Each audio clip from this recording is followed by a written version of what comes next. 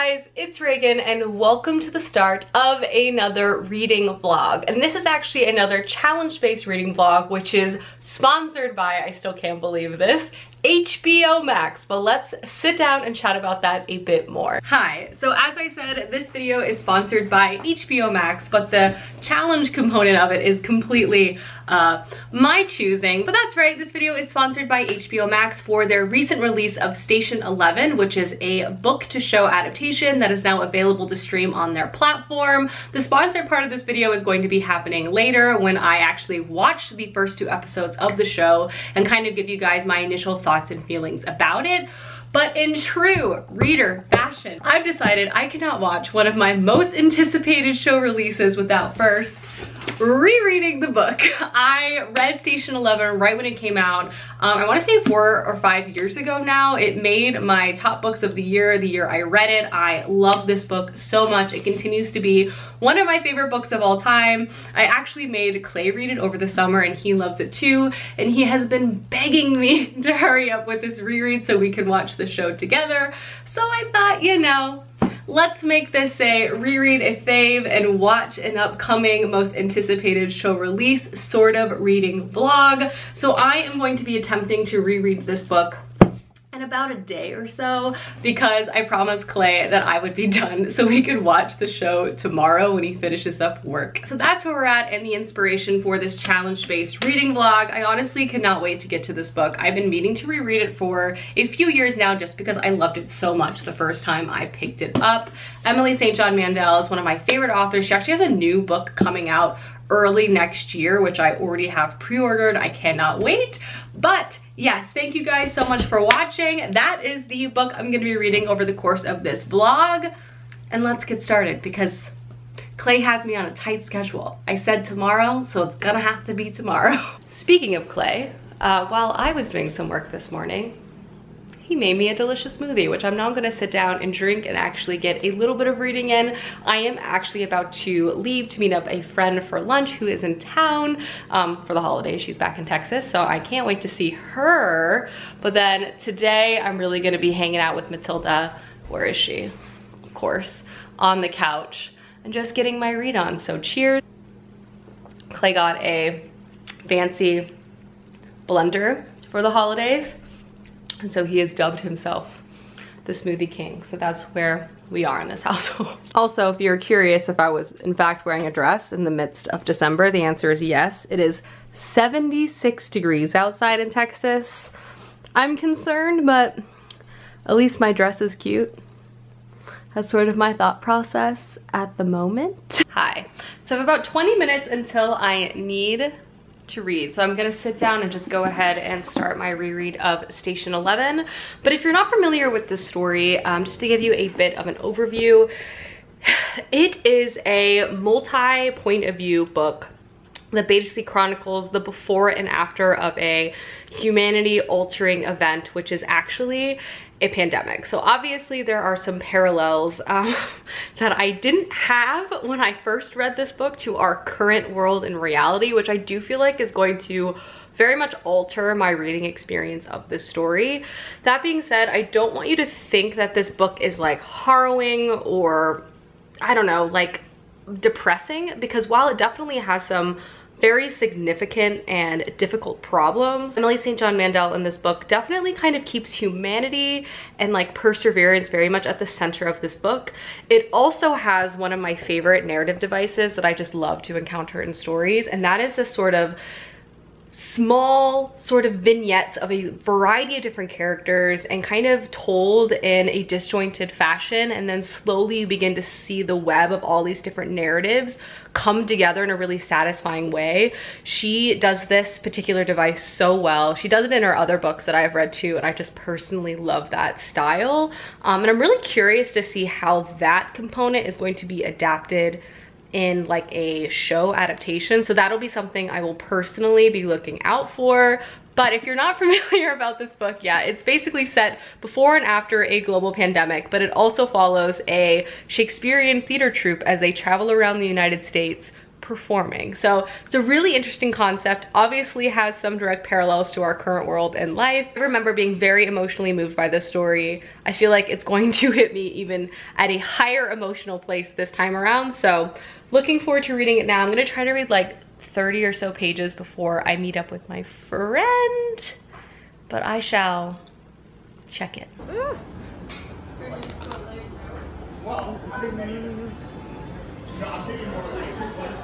Now this is how you holiday.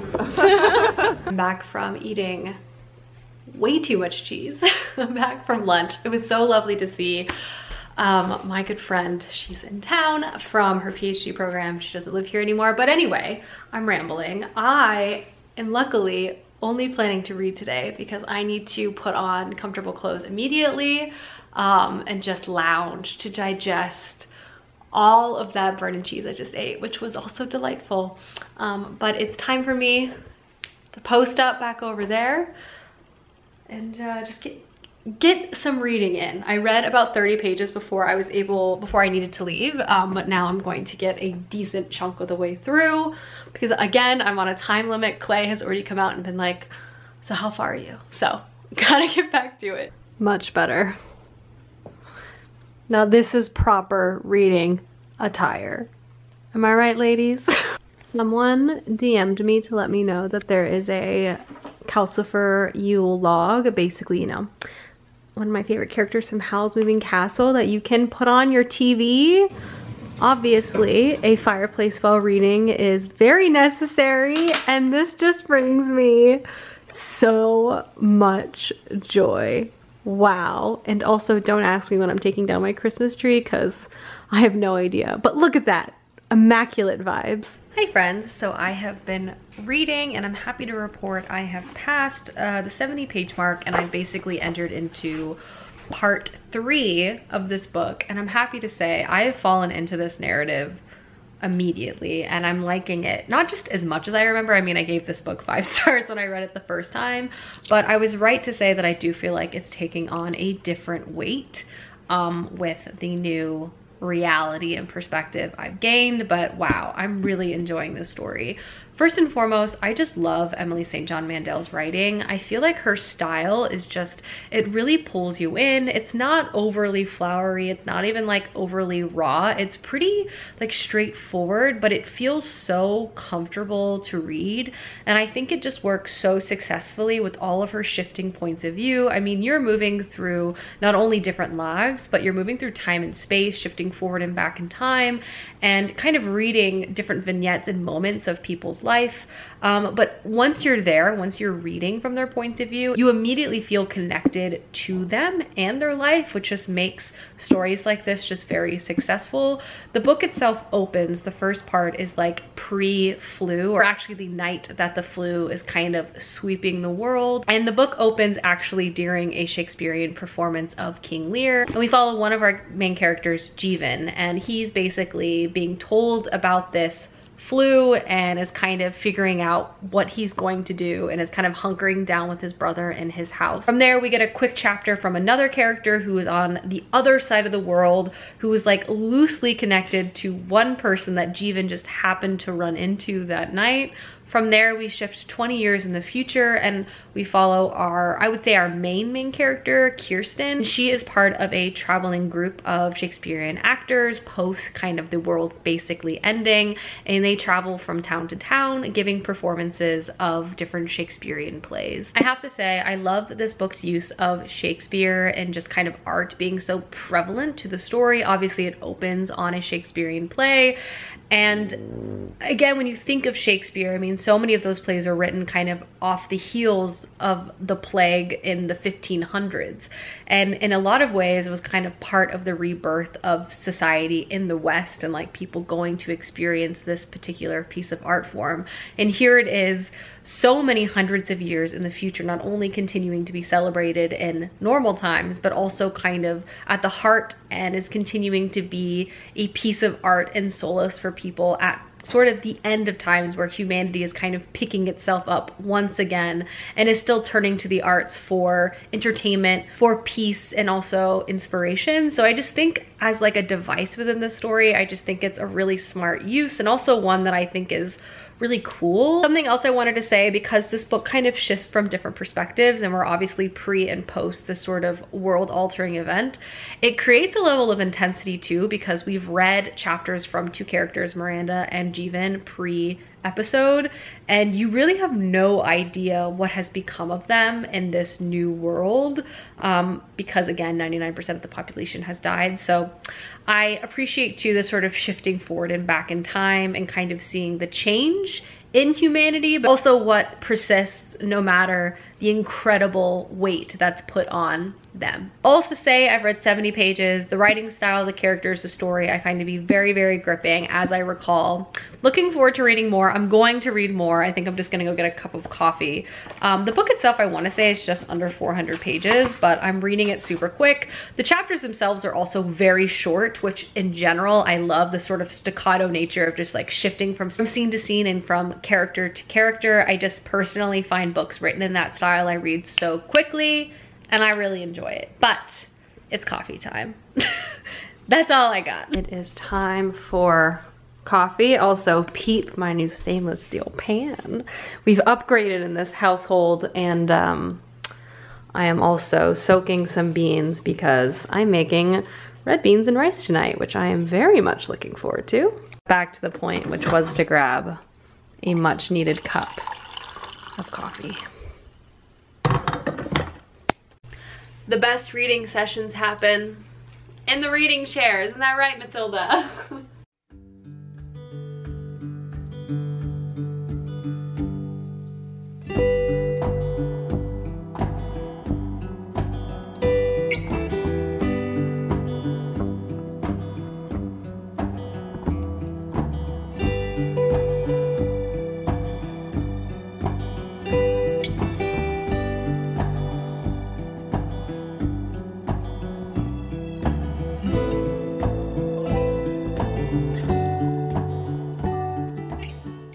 Hi, reading session over. I have officially passed the 150 page mark.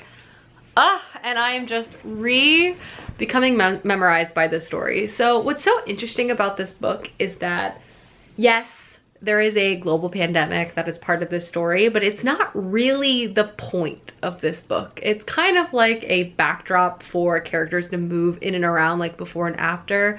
And obviously it adds this level of intensity that sort of drives you through, because you know that there is this big moment and you're curious to see how characters interact after, and then how they're gonna interact like leading up to this event. So yes, it's there, but I wouldn't say it's like the primary driving force, especially because oftentimes you're reading perspectives that are in way before the event itself happens, which again, it just shows that the story is really about the characters and also the art they create and how everyone is sort of intrinsically connected, which Emily St. John Mandel just does such a fascinating way of like bringing unlikely people and connecting them in a really fascinating way. But I'm rambling on to say I've read 150 pages, so I'm almost 50% of the way done, and again, she introduces us to two new characters who we're getting points of view from. And those two characters are first Arthur, who is like a celebrity film star, and then Miranda, who we did run into incredibly briefly at the beginning of this book,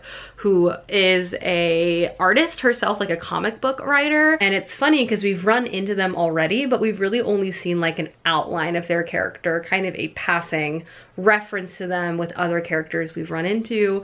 But what she does is like she brings us back to some pivotal moments of their lives and begins to fill in that outline with this character study by focusing in on a few different important vignettes that kind of make up this particular person. Again, she also plays with outcomes really well in this book. Often you're given the fate of an individual before you even meet them. So when you do finally run into them, you're like, it creates a very interesting relationship as a reader, like consuming their particular story, because you sort of know where it's going to end up, but the pathway there is unknown to you, which still makes it rather fascinating. So you have that occurrence with a variety of characters, and then obviously you also have this huge moment and you don't know how it's going to impact a lot of the people you're running into. And then when you're encountering all these different vignettes, you start to see these threads of connection that bring you back to other people you have already run into, and it's just so satisfying when it happens. And there's small moments and you just start to see this like web of interconnectedness, and it's so well done and just completely propels you through this book because you're just hungry for more stories, for more moments of run-in or like serendipitous moments of these characters crossing paths in each other's lives. And sometimes they cross paths unknowingly but leave a huge impact, like accidentally, and sometimes it's truly just a moment of passing, and as a reader you just kind of eat it up.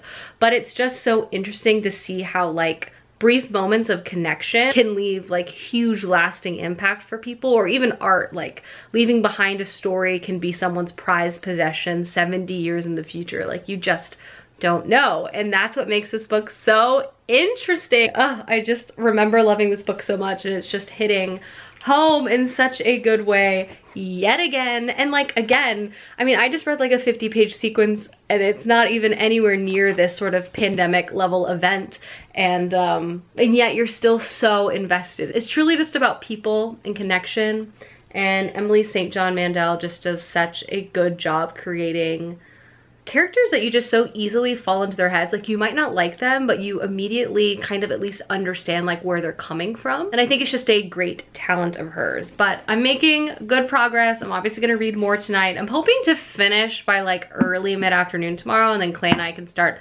the show, which I'm really excited about. But I'm gonna take a bit of a break now and actually start making dinner. But just wanted to say, I've read.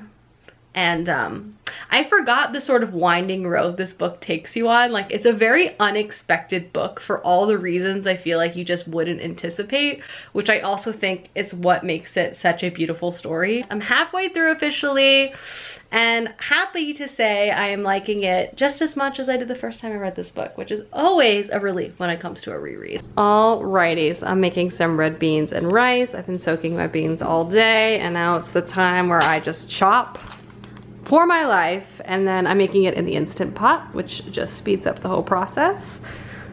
So yeah, I'm gonna get to chopping.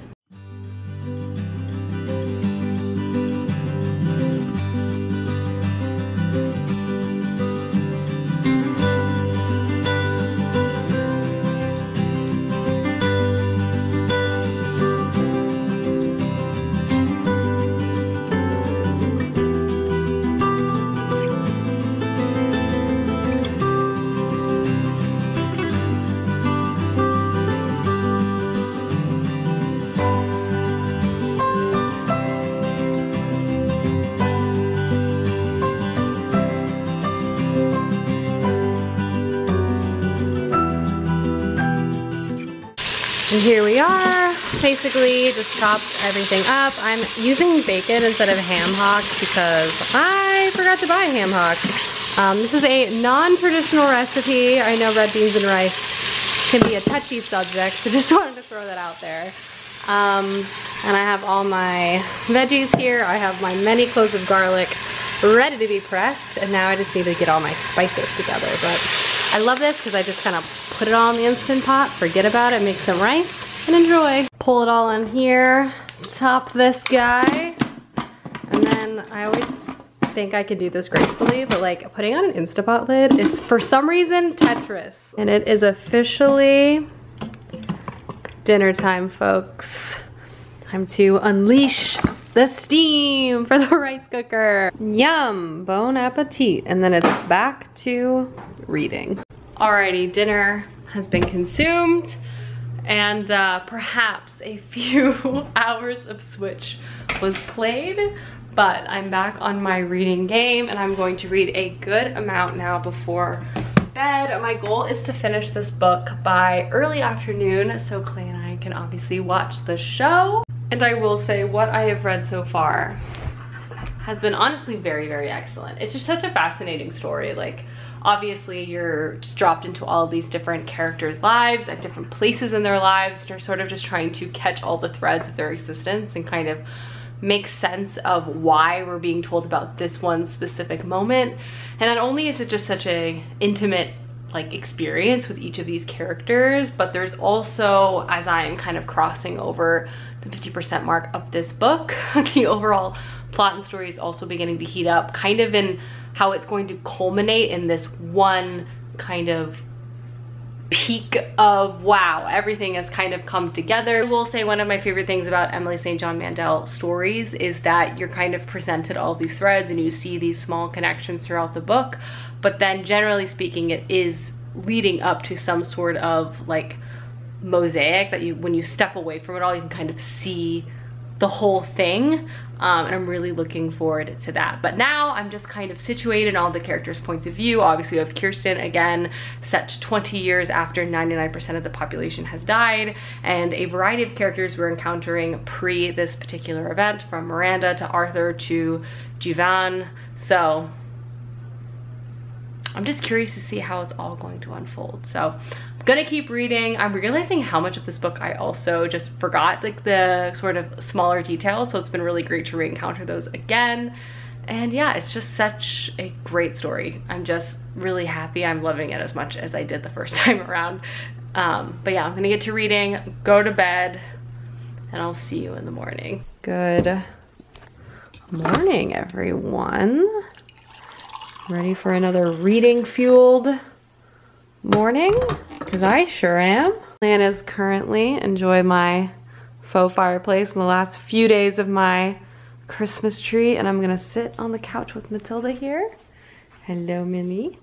And get some reading on. I was able to read just over the 200-page mark last night, so I'm going to sit down now and do another chunk of reading, and I will do a check-in as I get further. Hi, I have been sitting here reading. I'm even dressed. I will show you my outfit in a bit, but I wanted to check in because I'm officially sub 100 pages left in this book. I have about 75 pages left, so truly in the home stretch. And I wanted to talk about it a bit because, I don't know, this book has truly like re-burrowed itself like in my heart.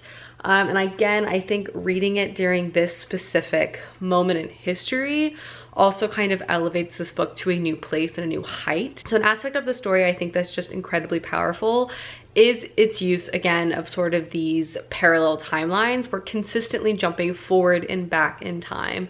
Present day chapters are very much about like survival. We're following a variety of characters in this symphony. Obviously they're performing Shakespeare, but you're also just seeing them as they're going about their day to day and going about the new existence of humanity and of the world. Also really fascinating to see not only what the world has kind of turned into, but also seeing what ordinary people do to kind of make it through another day. I think when we watch like survival content, it's like zombie, post-apocalyptic, very military, all of these things, but this story really centers like ordinary people confronted with an extraordinary event, and you see them and society like have to try to sort through the mess and figure out what A, they're going to do to survive, and two, like what do they want to carry with them from this previous existence into this new place.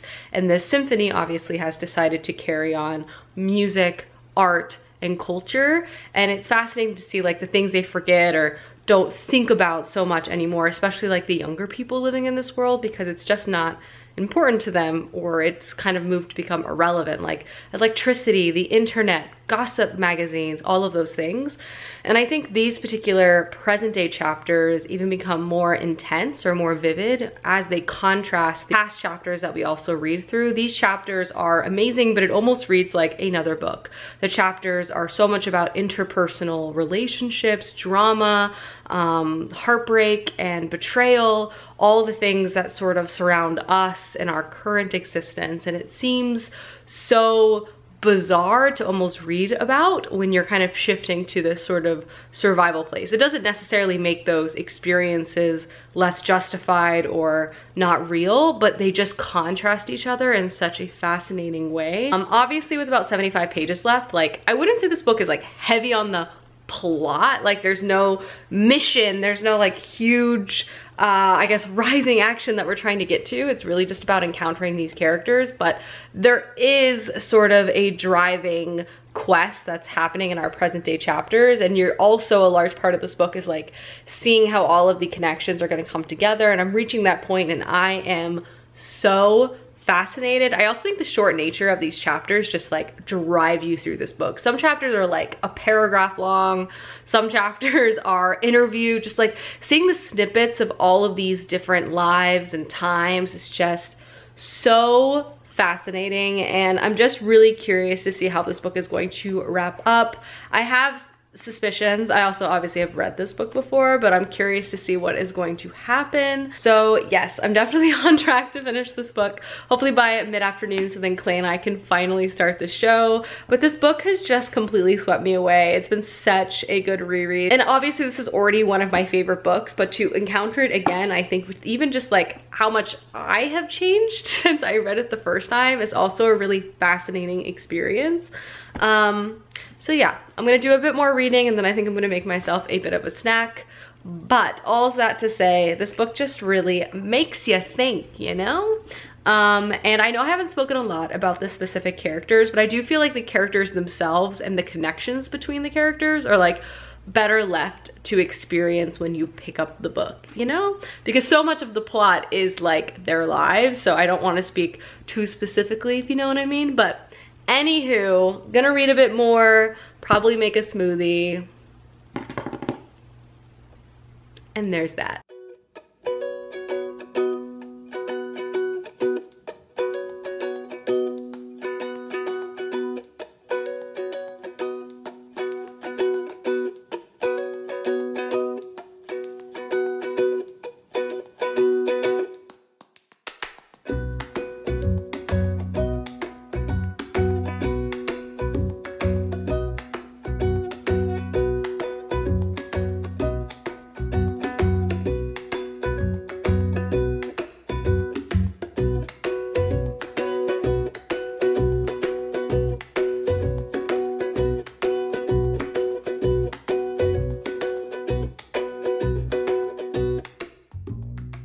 Look at that, a picture of health.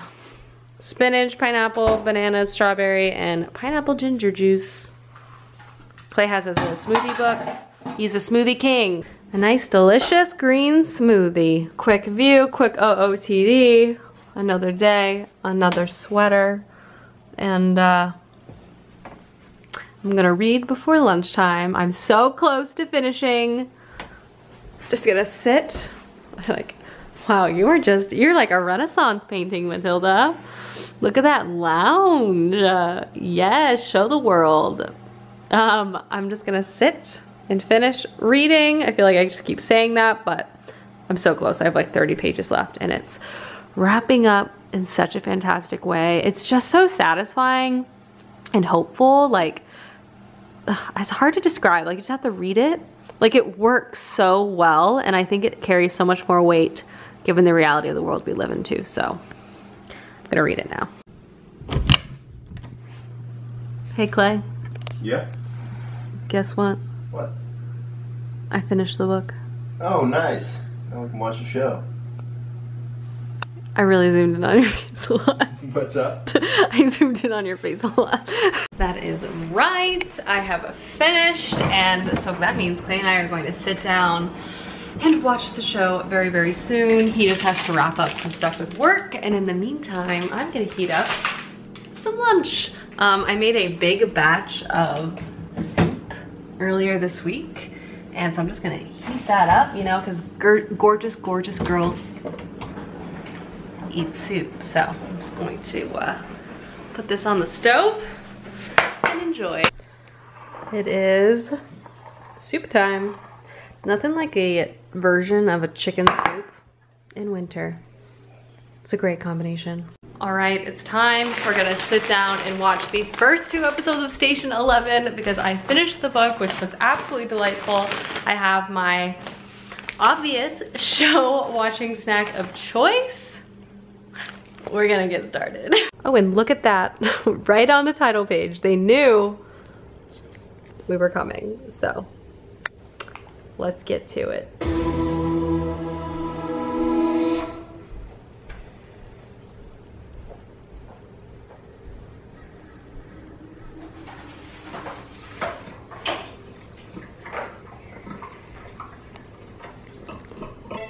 Episode 1 down.